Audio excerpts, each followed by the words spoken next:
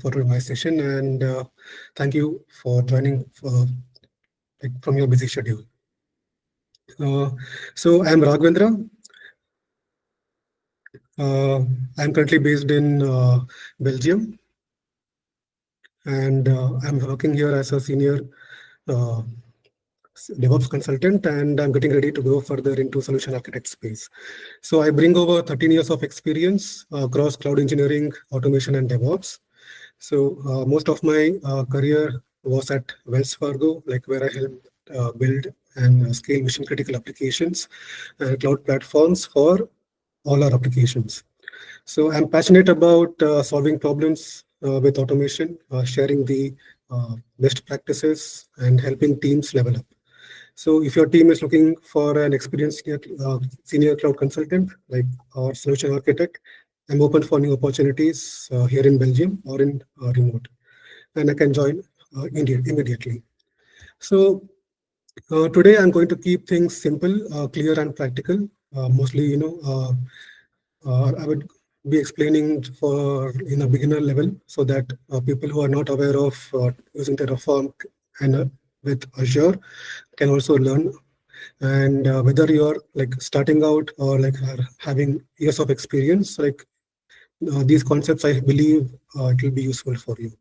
So I will show you how to create virtual machines today and even multiple virtual machines in Azure using Terraform. So we will see it live. I will show you how we can create virtual machines in half the time or even less compared to doing it manually. So I hope you guys are ready. Let's get started.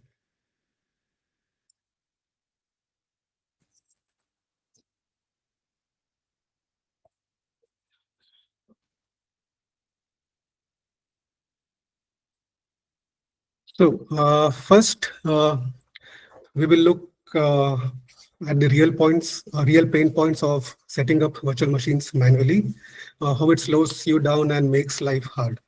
Then I'll break down why automating virtual machines is a game changer, like how it saves our time, reduce mistakes, and makes our job very easy. Next, we will get to the star of today's show, Terraform. I will give you a quick, clear overview of what it is and why it has become the go-to tool for infra as a code. Once the basic is covered, we will get our hands dirty. I will walk you through step by step how to actually create a virtual machine with Terraform. So guys, this won't just be slides. I will show you live real scripts so you can see how it all works. And finally, we'll open up for questions. Anything you're stuck on or confused about, you can ask at the end. So stick around till the end. So yeah, let's dive in. All right, let's actually see what goes into creating a VM manually in Azure. So first I will hop into Azure portal to show you what it takes. So you can go to search bar and search for virtual machines, or we can directly click if it is available in your dashboard. Click on create virtual machine. Then here we have to create or select multiple resources. Like first option is like resource group. Either we have to create new or choose existing one, provide the server name, select the region, select the OS image, the size, the authentication type. Like we also have to select the disk size and the type of disk we want. We have to create or select the virtual networks, public IP, the network security groups. And once we click on review plus create, it takes its own sweet time to review and its own time to create. So for the VM to be provisioned and fully up and running, it takes a lot of time. So this is just one VM. So let me open up a whiteboard and look at a scenario. So imagine a typical company setup. Like we have, let's say, 5 environments like dev, SIT, UAT, staging, and production. And let's assume like each environment has 2 VMs. Like this is what in real time it will be. And let's say for this one particular application, like we have in total 10 VMs. Now, if we create one virtual machine in 5 minutes, please ignore my handwriting here. So for 10 VMs, it takes almost 50 minutes. And there is no support team or DevOps team here, like who manages only one application. So like at least there will be 7 to 8 or like 10 applications which we will be supporting. So let's go with a count of 10. Let's say we are supporting 10 applications, and for each application, if it is 10 VM, like it goes up to 100 VMs for all 10 applications. So if it is taking 5 minutes for one VM, here it is taking almost 500 minutes. That's over almost 8 hours just clicking around the portal and trying not to miss a step. So let's talk about the real pain points, what we observed now. So we spend hours repeating the same steps. So the the productivity drops, like we lose time, which we can make use of it by spending on actual engineering tasks. Like it is time consuming and repetitive. The more we repeat the manual steps, the higher the chance is for typos or misconfigurations happening. That means like the human error can happen. So when you or your teammates create resources manually, each one might be slightly different. That may lead to some issues down the line. Like that means like there's no consistency. So imagine doing this for hundreds of VMs. So it doesn't just scale. And it's also difficult to track changes. Like if something goes wrong, like we may not know who has done changes, when, and like how they have made the changes. So this is the reality of manual VM provisioning. So it is slow, error prone, and as our environment grows, it becomes nearly impossible to manage well. But don't worry, guys, there's a much better way. That's what we are about to see next. So let's start with a quick intro to Terraform. Terraform is an open source infrastructure as code tool from HashiCorp. So instead of clicking through cloud portals, we describe our infrastructure like virtual machines, networks, storage, or any resources in any of the cloud in simple configuration files. Terraform reads those files and builds everything for you. So like whatever we describe in the files, like it creates exactly the same way. So here is what makes Terraform so useful. We define our virtual machine setup once, and we can use that same configuration file for all the environments. Like we can spin up 1 or 100 virtual machines using the same script or same command. Now deployment takes few minutes, not hours. So like also this ensures that there are no typos or forgotten settings or configurations. Terraform makes sure that what defined in the code is exactly it's creating. So the whole team works on the same files, and it is easy to share and review and update. And there's no works on my machine drama as such. And it also makes audits straightforward. Now, before we get any deeper, let's clear up one common misconception. Terraform is not a programming language. We don't need to know how to code to use Terraform. There are no loops, no classes or algorithms. It's just simple declarative configuration. So all we do is like describe what we want our cloud to look like. Example, like I need 2 virtual machines in this region with these settings.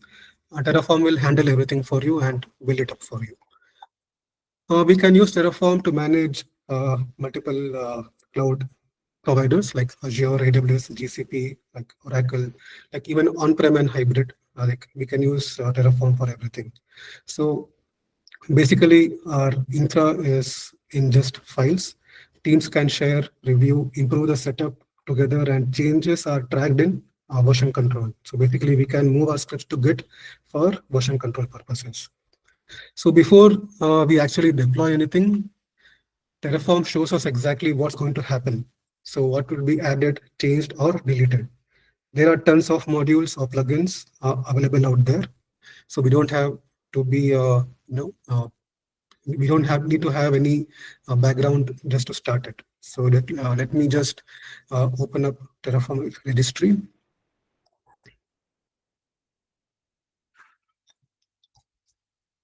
So this is the official page of Terraform.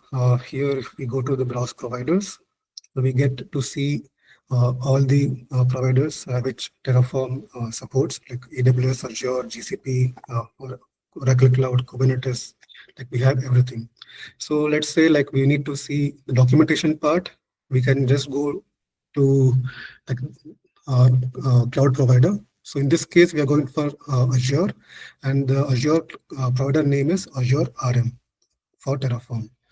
And if we go, when we go to documentation, like we can search for any resources. So like, for example, like let us search for virtual network. So if we come down on the network, we can see a resource called Azure RM Virtual Network. And here it gives all the required details, explains what is this used for. And we also see a code snippet on how to create a virtual network. So we can use this copy and copy to the notepad, make required changes as per our needs. And if you want to practice, we can play around in Terraform.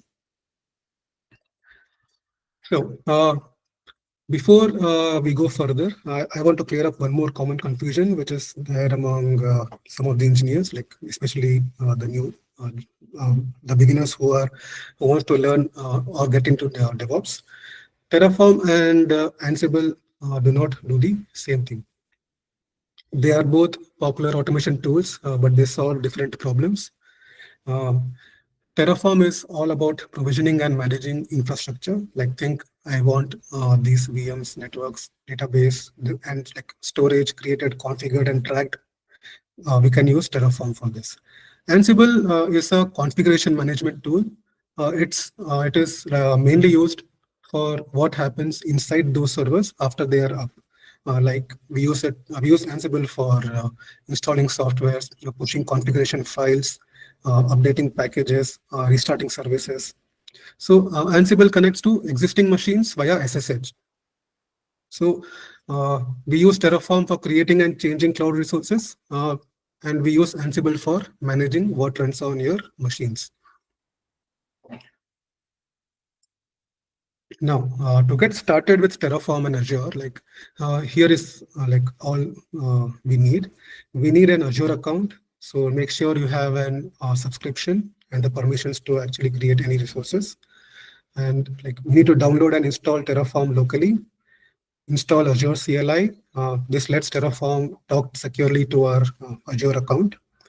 Code editor like VS Code works great. We can use it for editing purposes for our code. And internet access, like we will need it to download providers, like talk to Azure and pull updates. Now the fun part begins, guys. So let's get some hands-on. So before that, I'll just walk you through 3 different ways to create VMs in Azure using Terraform today. Like I'll be showing you 3 ways. There are few more, but I'll keep that for later. So the first method I'll be showing you is the direct approach. Here I will be hard coding everything in the script. So it is like a simplest way just to see how things work, like especially for the beginners. Next approach, I'll be creating a virtual machine using some of the variables in the script. So we will make the script flexible. We can create different VMs by changing few values in the script without editing the whole script. And the third one is like creating multiple virtual machines. I will show you how we can spin up several virtual machines at once using a single Terraform file. Like it's super useful for projects. So we will look at each method, run the scripts live. You will see exactly how this automation plays out in practice. So before we dive into Terraform scripts, let's quickly talk about what actually goes into creating a virtual machine in Azure. Like we had discussed this earlier, but I want to just have a small recap.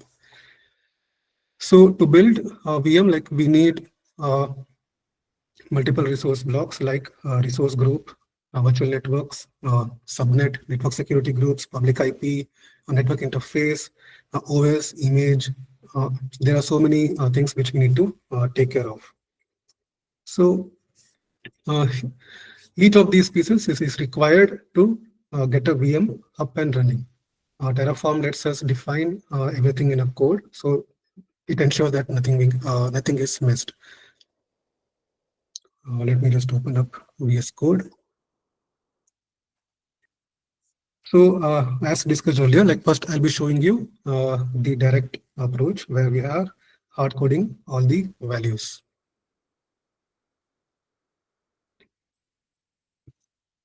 So let me just break down what we have done here. So as we see here, like I'm in a folder called Azure Linux VM creation. So here I have multiple resources like provider, resource group, virtual network subnets, public IP, network security groups, network interface, and VM itself. So I'll explain you what each blocks does. So we had to save all the files in a .tf format, like the file extension should be .tf for the Terraform to work. So this provider block, we tell Terraform, hey, like we are working with Azure. The provider block sets up our connection using our subscription.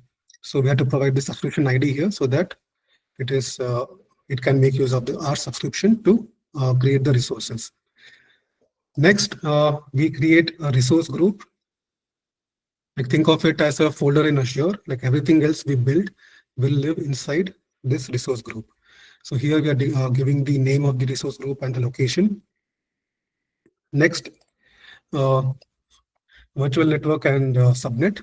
So every virtual machine needs a network. So we defined a virtual network, which is our private cloud network, and a subnet, which is like a slice of that network for our virtual machine. So here for the VNet, we are declaring the address space, the name of the VNet, and the location of the location and resource group name. The location is taken from resource group. Same for the subnet. We're giving the name, the address prefixes, and the resource group name and the virtual network name. Next, we go to network security group. This is basically like a firewall. So we open up ports like SSH or HTTP or HTTPS, so we can connect and serve web traffic. And we are associating this network security group with subnet. It's like we link the firewall to our subnet, making sure like traffic rules are applied to our VM. Next, we are creating public IP. So we create the public IP so that the VM can be accessed from outside Azure, like via SSH. And we are creating like the location method is static here. Then we click on like the VM creation file itself. So here we're specifying everything like the name of the VM, the size of the OS, the for this use case, like I'm making use of the authentication type as password. I'm putting out the username and password here in the script, but in just keep this for practice purposes, and we do not use this way in real time in production. So I'm also giving the details of the OS which I want to make use of. So let's get started. So the before Terraform can actually create anything in Azure, we need to run the first command, which is Terraform init. So think of Terraform init. Let me just expand this. I hope you're able to see much clearly now. Think of Terraform init as setting up like Terraform init sets up our working directory. So basically, like this is our working directory right now, and it gets everything ready for Terraform to do its job. It downloads the Azure provider plugin, so Terraform knows how to talk to Azure and create the resources we define. So basically, this command checks what's needed, pulls in and makes sure your setup matches what's required for our configuration. So we see here, like Terraform is downloading and installing the latest available Azure provider. So it installs it locally in our project directory. So if we see here, we see a folder called Terraform, and the required configuration files, the modules, the plugins, everything is available in this folder. We also see that there's a new file created, terraform.log.hcl. So this log file records the exact versions of each provider and module we use. Make sure our builds are consistent, and not only now, but in future. So the next command we run is Terraform plan.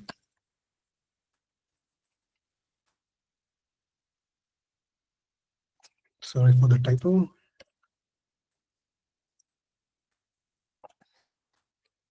Yeah. So what does this command do? So think Terraform plan as a preview or dry run. Terraform reads all our configuration files, whatever we have created in the scripts, talks to Azure and figures out what will change if you apply this setup. So it builds an execution plan, a list of every resource that will be created, updated, or destroyed. So why this is important? So we get to see exactly what Terraform is about to do. So before it does anything in real. So if there's a mistake in our configuration files or any typos are there, we can change it. If we are, let's say, like if we are deleting anything and we are running Terraform plan and we see that it is deleting something which we don't want to get deleted, we can catch it in this step itself. So it's like a safety net. In big teams or production environments, this step helps prevent accidental outages or surprises. So as we see here, it is showing us that this particular resource group will be created. The location is France Central. The name of this resource group will be this, and the resource group ID will be known after applying. And we can see the same set of data for all the resources. If we see anything in green, that means like it's going to add. If we see anything in yellow, that means it's going to change. And if we see anything in red, that means it's going to delete or destroy. So in this case, we are seeing 8 to add and 0 to change and 0 to destroy. Now, the next command we run is Terraform apply. So what does this command do? Terraform apply actually goes out and builds our infrastructure in Azure. It's like it creates all the resources which is mentioned in our script. So when we run this command, Terraform first show the same summary which we saw in Terraform plan. So like this is like a last chance for us to review all the details. Terraform, will not do anything until we give our approval. So here we see like it takes our confirmation or approval, like do you want to perform these actions? So once we give yes, only then it proceeds. And as we see, like we have created multiple Terraform files for each resource block. So how does Terraform know what to build first? So even if our code is split across many Terraform files or with multiple resource blocks, Terraform looks at all our resources, figures out all the dependencies, and automatically start building things in correct order. So in this case, if you see like a resource group is created first, and then the virtual network is created, public IP is created. So we don't have to ensure that we should give the resources in a particular order. Terraform will take care of everything. Terraform will take care of the order. The dependencies are figured out from our resource definitions itself. So if we observe now, like we can see two more files being created. One is Terraform's TF state log info and Terraform TF state. I will inform first Terraform TF state.log.info because that will go away in a few minutes. So this file appears when this operation is running. Whenever we run Terraform apply, we can see this file is generated. So it is a log it logs the state file so that only one process can change your infrastructure at a time. This prevents conflicts, especially in team environments. The log file prevents multiple people or like pipelines also, like from applying changes at the same time, which could otherwise lead to broken deployments. So after our resources are provisioned, Terraform creates the final file with all the updated values called Terraform TF state in our working directory. We can see it is already created, but we can see the open the file or create see the complete values only when we see the uh, provisioning is completed. So if we see here, we can see all the details for this particular VM.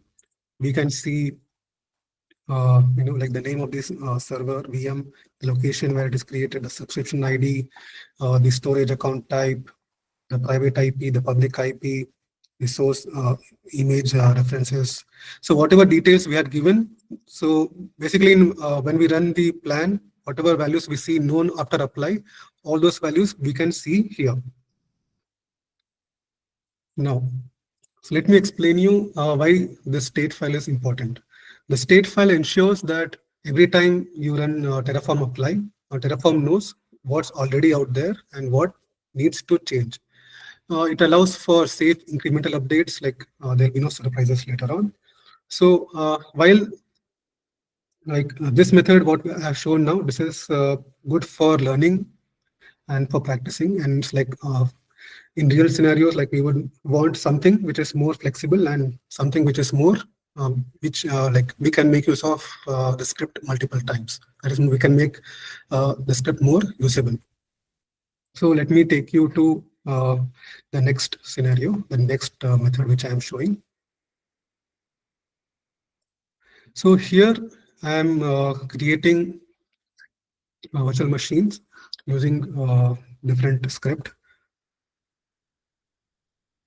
Before we do that, let me just run Terraform apply because I don't want to waste time later on for the VM to be created. So while this is getting executed, I can explain the script.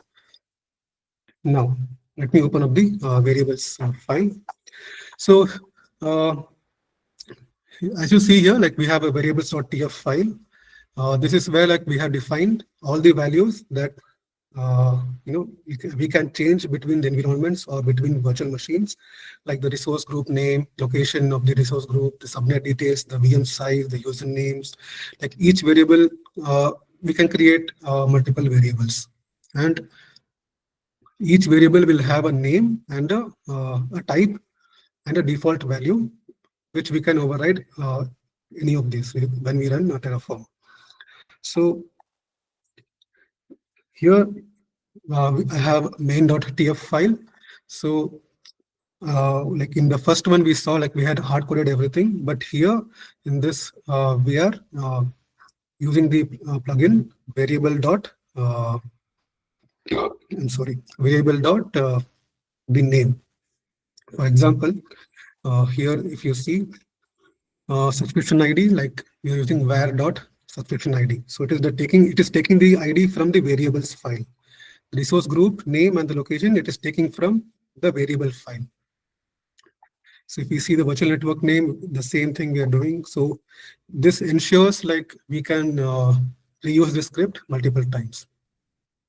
So also you will notice that like all the resources we used in method 1, like they are in different blocks or different Terraform files. And also the difference, what I can tell you is like in this method, like everything is parameterized. So we can, this makes our code much cleaner and it is much more easier to maintain. And also it is not necessary to make separate Terraform files for every block. We can have everything in one single file itself. So if we are comfortable, we can see it. Okay, so now I see that the VM is created. So let us go to the portal, and since we have created 2 virtual machines, we have to see 2 virtual machines here. So as we see here, like we see server 1, which we created with using the first method.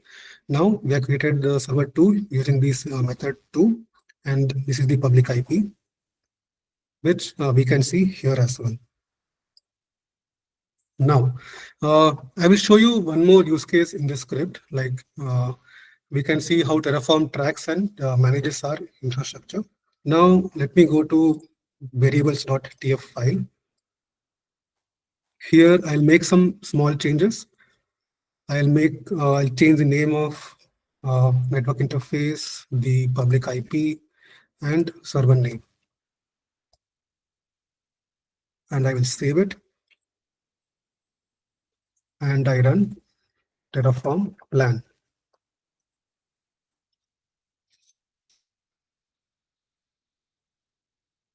Now, like what's going to happen here is Terraform will now compare the new configuration, like we have updated the names. So it will check those 3 resources with already existing code. Now, like here, if we see, it is saying 3 additions are to be made and 0 to change and 3 to destroy. So what is going to be changed? I'll take this example because it is right here. So we had changed the name of public IP. So it is saying it's going to replace, and it will be changing from public IP, CBC public IP to CBC public IP 1. So it will be deleting the existing resource and adding a new one, which we have updated in the file. So Terraform is telling us like there are 3 changes to be made or additions to be made, 0 to change and 3 to destroy. Now I will run Terraform apply. I'll make use of auto approve just to skip the approval part, but we don't use this in real time. So this is just for the demo purposes. So why this is important to understand? So Terraform's approach is always to match what is defined in our code, so with what actually deployed. So if a resource unique identifier like name, example, like it changes, Terraform destroys the old one and creates a new one. It won't repeat or it won't just rename it. This is one of the key reasons why Terraform is so powerful, and also why it is important to treat our infra code with the same care as our application code.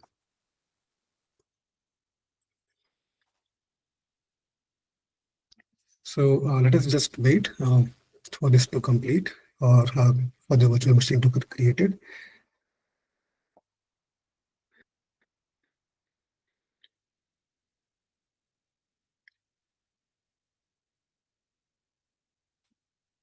So what we can observe is like it will delete the server 2, which is created already.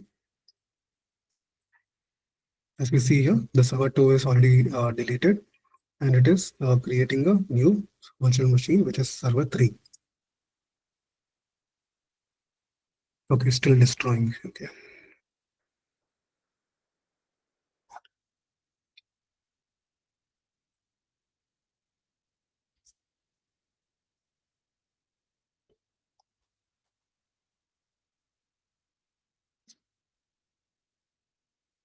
So the deletion of the old resources are complete, and now it has started to create the new resources which we had changed. That is the network interface, public IP, and virtual machine. So as this is running, I would like to explain one more thing which I want to show, one more behavior which I want to show you. Maybe I'll show that in practical, like once this is completed, but I'll just explain what it is. So let's say like this new machine is created, and what happens if we run Terraform apply again? So like all the VM is up and running, all the resources are already provisioned. So what happens if we run Terraform apply again? So basically what it does is Terraform checks our code, the script which is available, and compares it with the current state. So where is the current state of the our VM? It is in terraform.tf state file. So it checks our code and compares it with the Terraform's current state. So as we see here, it is created, and we see server 3 is up and running. Now, let me just run Terraform apply again. Yeah, let me just continue the explanation. So as we know, like we have not changed anything, we have not changed any value. So Terraform realizes everything that all the values or the name of the resources are already matching the desired state. So it shows a plan with 0 to add, 0 to change, and 0 to destroy. It is like no changes. So as you see here, no changes are required. Our infrastructure matches the configuration. And then it shows the message here that there's 0 to add, 0 to change, and 0 to destroy. So this shows us that, or this proves that Terraform is idempotent. So you can run apply as many times you want, and it won't make any unnecessary changes. Now let's talk about like why Terraform is able to know that everything has changed. So even if you run Terraform apply multiple times, as I mentioned here earlier, the secret is the Terraform TF state file. It records every detail about the Terraform has already created. All the resource names, the ID of the resource, all the configuration, everything is saved there. So when we run Terraform apply, Terraform just compares it and checks what's actually deployed in Azure and compares both, and then provides the result for us.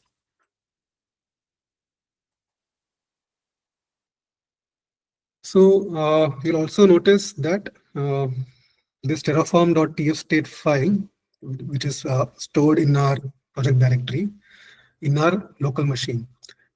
This is good for for learning or personal experiments, but in real time in production environments, we should never keep this state file in our local machines. Why? The state file is the source of truth for us. If it is lost, corrupted, or accidentally edited or deleted, we can't safely manage or update our resources. So even like if multiple people run Terraform separately, they will all have the same conflicting memories of what's deployed, and this can lead to drift and even broken environments. So what is the solution for that? In production, like we should store our state file in a remote backend like Azure storage account.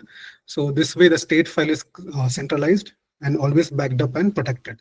So everyone on the team works on the same state, so that all the changes are consistent and conflicts are avoided.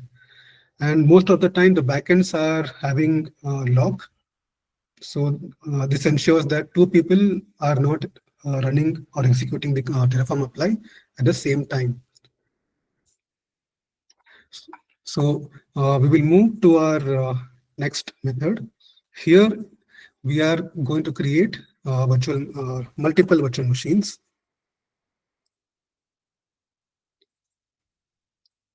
Now, let me just run Terraform apply just to save some time, because this takes time to create. Now, let me just show variables.tf file. So if you observe, the variables.tf file is almost same of what we have used in the previous method. The only change here you can observe is the name of the virtual machines. I'm giving a list of server names here. So we can add or remove any number of VMs from here. And in the main.tf file, we are making use of for each loop here, so that especially for the public IP and NIC and virtual machine name, so that it picks each server name from variable and attaches the variable name, that is server. Example, in this case, the NIC, it makes server name hyphen NIC, server name hyphen public hyphen IP. So it picks up the server name and creates NIC and public IP for it, and the respective server name is added for that particular VM. So the for each is a meta argument for the public IP, the network interface, and the VM. So what does like for each do? It loops over each value in VM names, that is in variables, what we have mentioned here. So the rest of our configuration file is all remains same. We have not changed anything. We not made any changes in resource group, VNet, subnet, NSG, like everything stays exactly same. Those are all shared among all the virtual machines. So why is this? Like, I believe this is very good option. Like we can add, any number of virtual machines we want. If you want to add a new machine, just add one more name here and run Terraform apply again. So I'll show you that once this is created.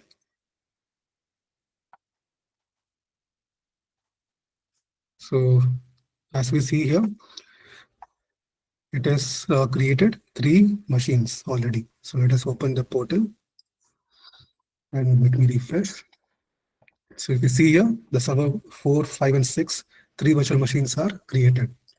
Now, let me show you one more feature or advantage here of Terraform. Let's say I add server 7 and save the file, variable file, and run Terraform apply. Now, when we run this Terraform apply now, after adding another server, so what it does is like it will show what it is going to create now.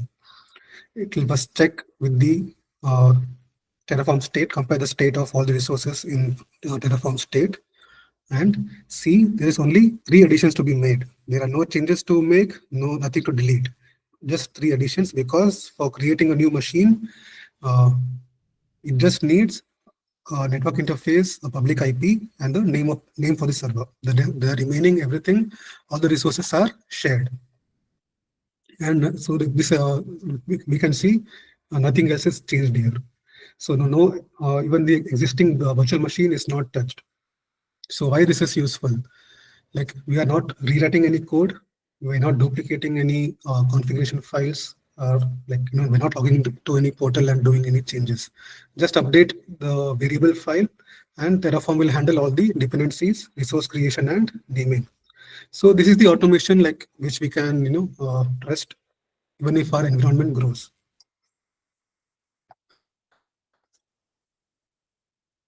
So we'll just wait for this to get created.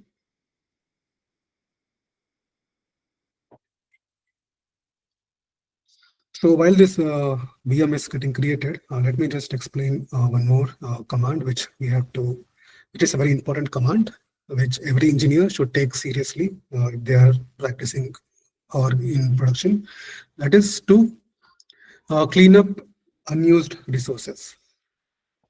Okay, so since this is completed and it is already showing us the IP address of server 7, let us just open the portal. So we see that server is created. It's that simple. Now, when we are done testing or experimenting, don't forget to delete what is no longer needed. So now for me, this is not, these virtual machines are not needed. So I'll just run Terraform destroy command. Now, before Terraform actually deletes or destroys the resources here, first it will ask us for our approval. So it will come up again with a plan, what is it is going to do. Let us wait.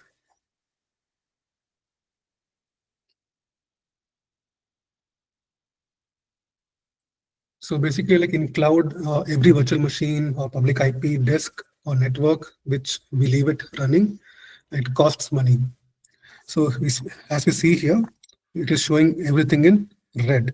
That means it's going to destroy. So if you see here, we have 0 to add, 0 to change, and 17 resources to destroy. So once I confirm, only then it will start deleting it. So this is the fastest and safest way to make sure nothing is left behind and we don't get stuck with a surprise bill at the end of the month.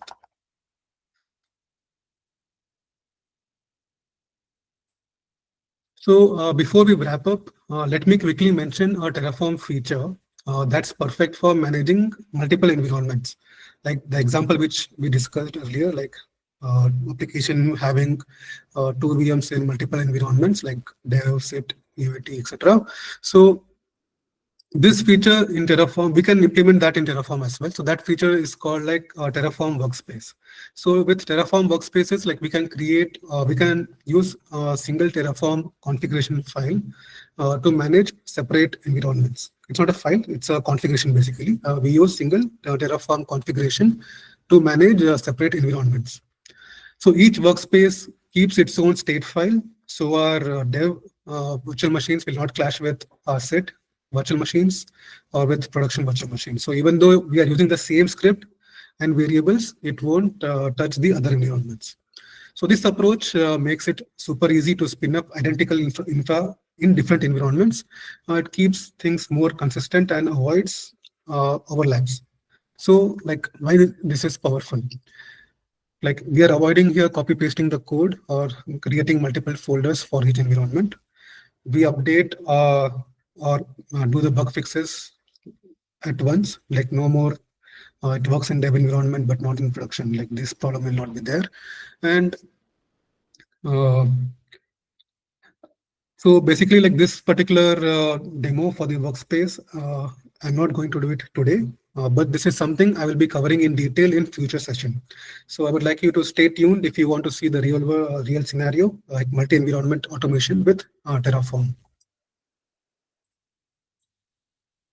Now, thank you everyone for sticking around and being part of this session. I hope you found it helpful. If you would like to connect or have more questions after today, you can find my LinkedIn ID here and the email ID on this slide. And you can also scan the QR code which is available. And just to mention, like I'm open to new opportunities and available to join immediately.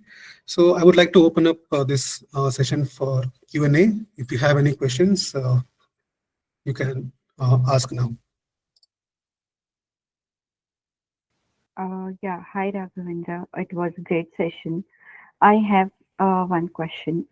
How do you approach the state file locking and remote state in multi-team and multi-subscription as your setup?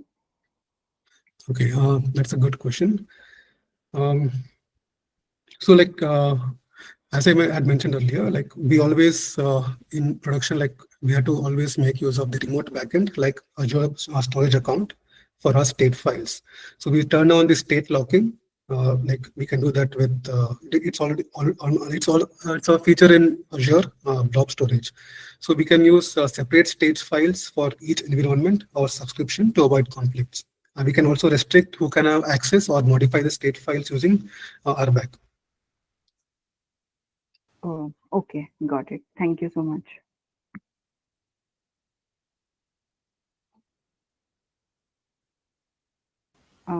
And I have another question also.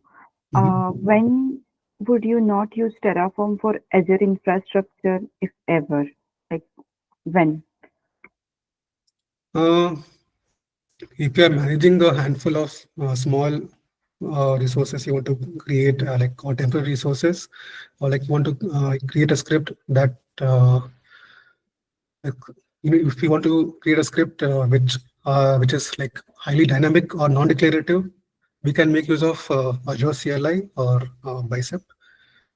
It can be quicker as well. Like everything else, for everything else, we can make use of Terraform because it is much more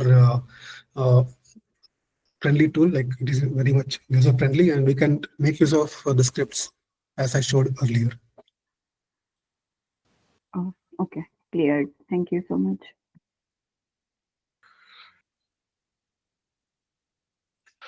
Hi Raghavendra, this is Anil. Suppose in one case, like sometimes unfortunately someone deleted manually. If we try to check through, I mean, is there a way That Terraform again will check that. If we have deleted it, let's say if it is in production, so it is we cannot recover that from our own. Like we have to get in touch with the uh, other team who works on maintaining the backup. So we have to reach out to them, create a ticket, and they will make do the needful by creating taking the backup and putting it back to us. Okay. Yeah. Thank you.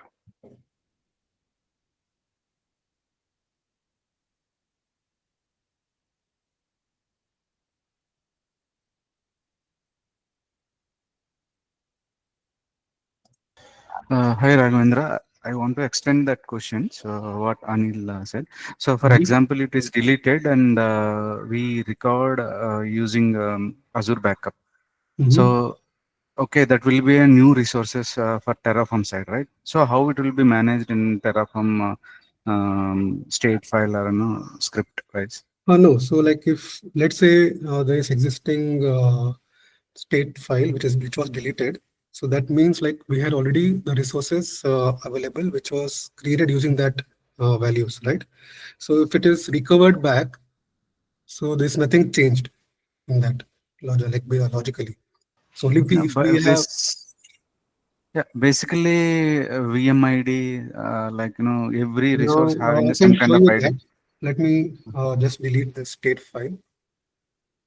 Okay. Okay, let me not do this. This is a long script. Let me just delete here and let me run Terraform apply. Or let me run Terraform plan.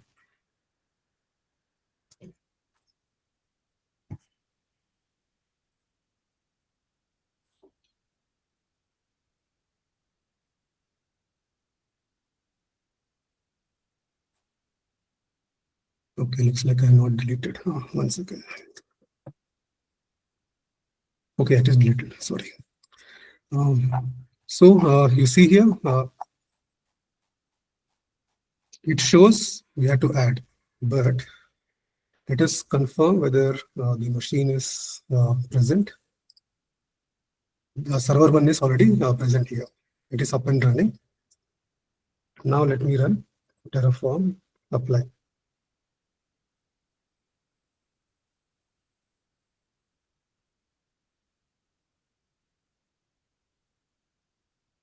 So now it will obviously create a new Terraform state file.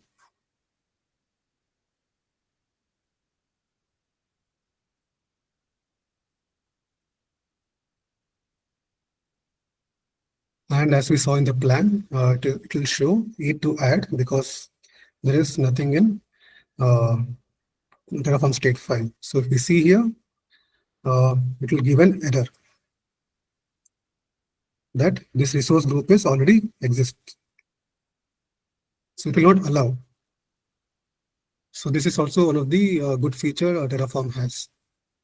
So only if let's say there are no resources created for that particular work for this workspace, if the resources are not present in the portal, and then we are creating deleting the Terraform state file and then applying it, it will create newly everything. But if the resource is already created and up and running, then it will not create.